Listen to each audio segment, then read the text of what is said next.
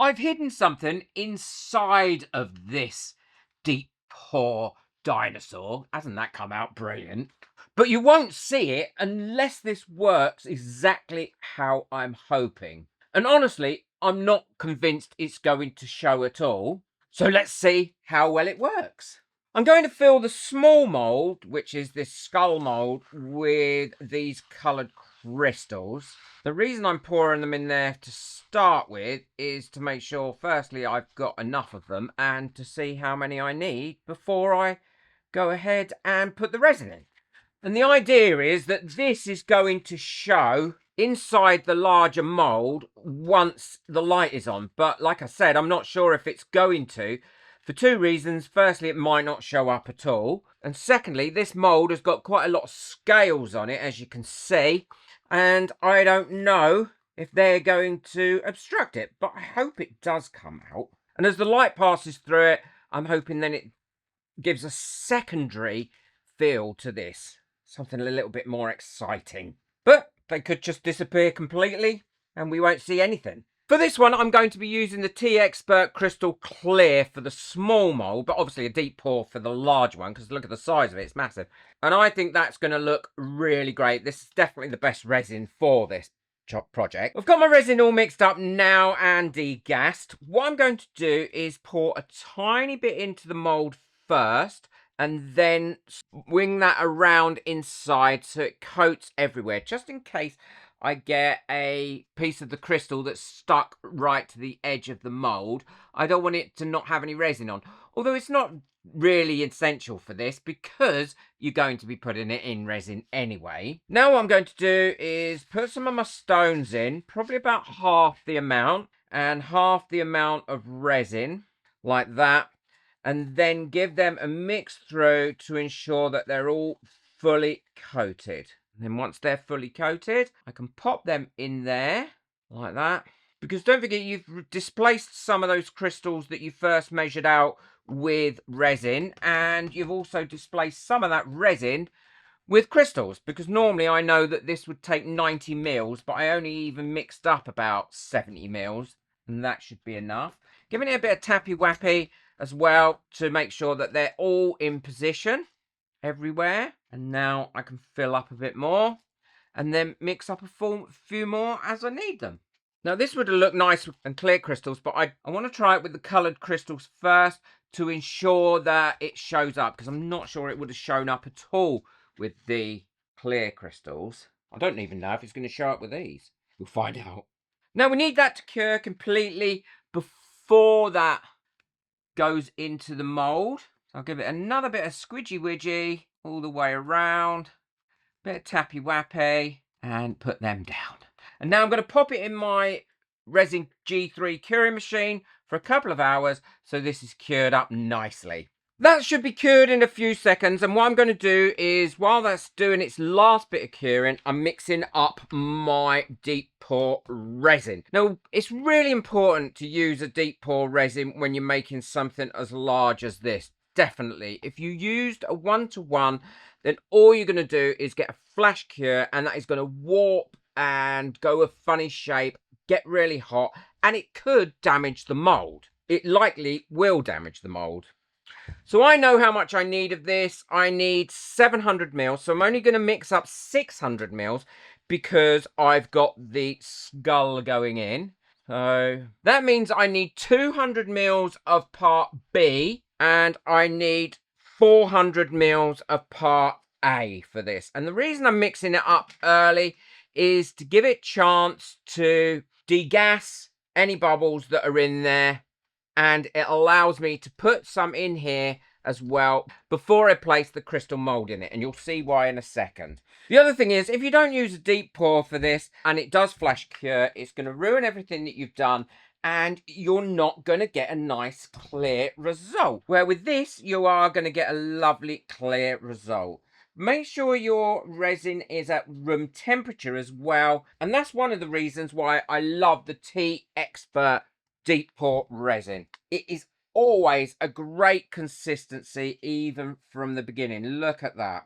So I know that this is going to mix up really easily and well and give me a beautiful finish, a crystal clear finish at the end. When you're mixing this as well, make sure you scrape the sides and the bottom. And the reason is you don't want any unmixed bits in here.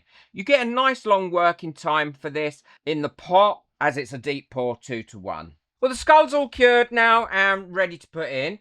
I've degassed this as well. I'm going to pop in a bit in here, and the reason I'm only putting half in to start with is because these molds, when they've got lots of little bits like this on them, are going to cause a lot of trapped bubbles. So it's important to do a lot of squidgy widgy around these. Now you've got plenty of time because this is a deep pour resin. So you get a good hour or more of pot time with it. Now I want to make sure that I've got all my trapped bubbles that would be stuck inside these bits out. I'm going to use a little pointer here, a silicone pointer as well, to go in each one of these to make sure that I've got the finish that I want.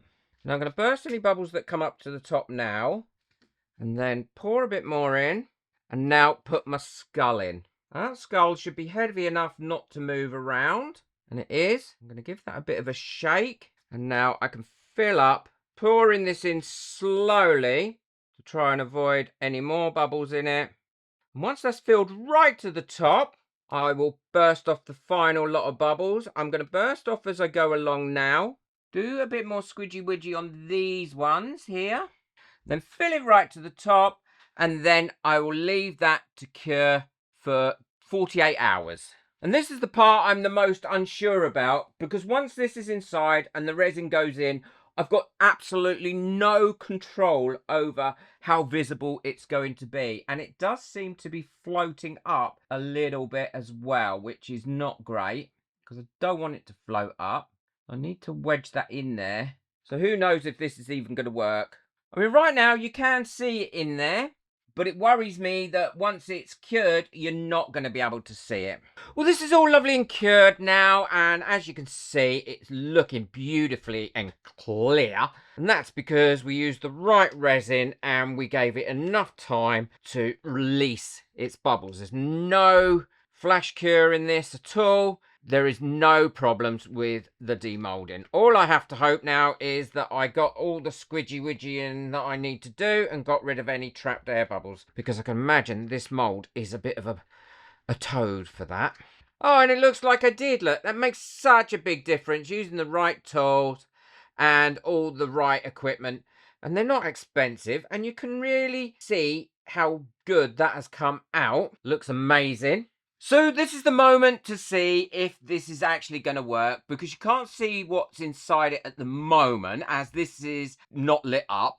I don't think this is going to work because of all the scales and things on this amazing mold, but we will see. So I've lit it up. I'm going to quickly turn my lights off. You can see that it's a skull, but not particularly well. I can see it okay in here, but it hasn't had that same effect. And I think it's because the scales are refracting the light all in different ways. It's not as prominent as I would have liked it. And I was concerned about that. So what I did while I was waiting for this one to cure, I made one that was in a sphere, and I used clear crystals in this one, and you definitely almost see what is in there. But let's have a look and see how that works with the light shining through it. I can see that is a skull. I'm not sure how well that is showing on the video, but yeah, you can definitely see that is a skull there. I can see the eyes. I can see the back of the head, the indents where the cheeks are. So that has worked out really, really well. I wasn't sure that that was going to work. And it's not creepy in any way. That's really interesting. You can see it, but not quite how I expected in this one. But you can see it. This is exactly why I wasn't sure about it as well. Depending on how the light hits it, it completely changes what you see. And that's what I love about doing new things with resin and trying new things out. Did you know that the wrong resin techniques can completely ruin hidden effects inside deep pour or resin pours? Check out this video now to see how to get crystal clear resin results every time, like this and like this. It's a must-watch video for any person that does resin. Boo that like button, hit that subscribe button, but most of all, enjoy your resin. Take care. Bye.